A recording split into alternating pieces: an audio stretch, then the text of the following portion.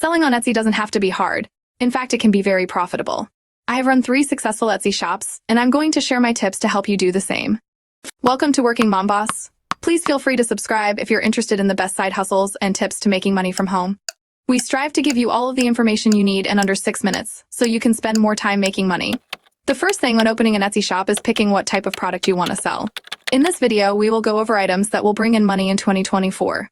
Item number 1 is sweatshirts and hoodies. I know everyone says that clothing is an oversaturated market, but hear me out. If you get into a saturated market, you need to offer something that is a high-demand item, basically something that you don't see much of.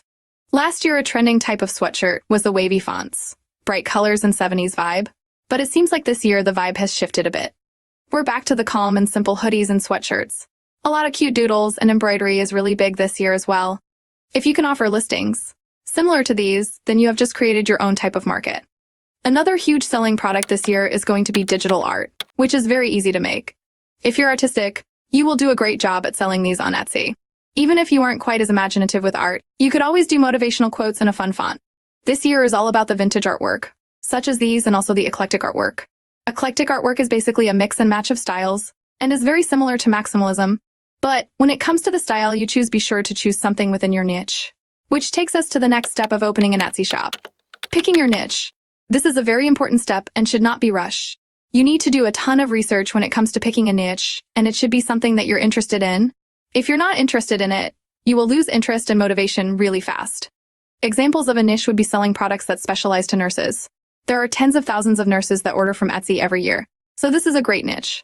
But let's take it one step further. What if we niche down even more, such as specializing in night nurses or NICU nurses?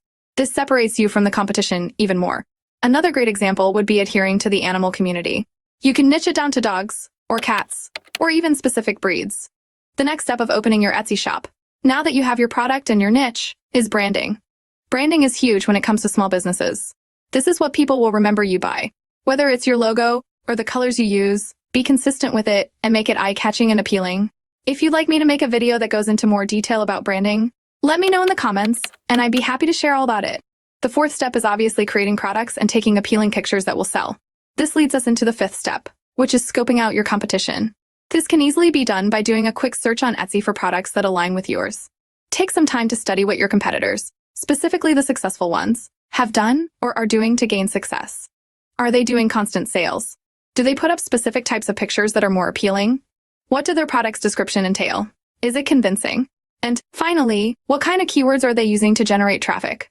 This can be told by a Chrome extension that I use, which is called Etsy Hunt. It can be used for free, and it basically gives you a cheat sheet at how much other sellers are making for their products, which tags they use, and so much more. I will be making a video all about Etsy Hunt soon, so be sure to subscribe and hit that little bell so you don't miss out on it.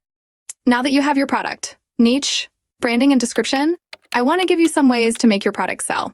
The first one is offering sales on your products at least twice a month. This will get eyes on your product. Also, did you know that if someone adds your product to their cart, or if they favorite it, they will get an email and notification letting them know that the product is now on sale.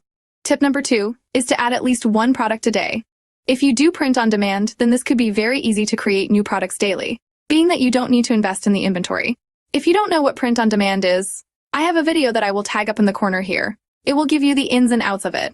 On the other hand, if you sell handmade products, it might be a little difficult to post daily, but I would recommend copying your listings and posting duplicates. But be sure in the duplicate to change the default photo. This will get more traction on your listing. And it will also give you an idea of which photo works best with attracting potential buyers and give your product more visibility. Tip number 3 is to be sure to have lots of reviews on your products.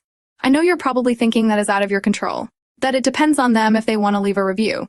I like to take control of that part of my business, and I individually reach out to every single customer about a week after they receive their product and let them know that I am a small business, and I would love their honest review and feedback on my shop, as it helps me grow as a person and business. Not every single person you reach out to will leave you a review, but in my experience, more than half of the people I reach out to will leave a review. Most of the time, they just forgot to do it, or didn't even think about doing it, until I reached out explaining how much it would help. Did you know that Etsy also leaves the email addresses of your customers? This is very beneficial to you. Make a list of your customers and plan to send them emails once in a while, promoting new products or letting them know a popular item is back in stock. This will bring repeat customers to your shop. Be sure to let them know they can unsubscribe to emails, as some people aren't interested in that. Also, if you don't have social media for your business, I'd highly recommend getting it. This is a great way to market your business and your products to people all over the world for free. The top platforms for businesses are Instagram and TikTok. And be sure to post often on these pages so people get to know who you are as a business owner and your products. My last tip for a successful Etsy business is to set goals. Whether they are daily, weekly, or monthly, goals are very important to keep your momentum going. Goals can be how many sales you get in a month, or something as simple as reaching a certain amount of followers on Instagram. Be realistic with your goals and reward yourself when you reach them. That is all the time I have today. But please, if you haven't already, like, share, and subscribe.